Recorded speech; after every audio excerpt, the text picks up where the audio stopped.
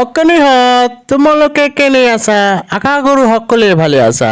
আৰু আজি তোমালোকৰ কাৰণে মই অতে অমিতা, আতে আম এইবিলাক লৈ আহিছোঁ। গতিকে তোমালোকে শুনা। অতে অমিতা, আতে আম, হৰ্ষইতে ইটা, দীৰ্ঘইতে ঈগল, হৰ্ষউতে উট, দীৰ্ঘ উতে উনহুতা, রিতে রিখি, এতে এরাপাত,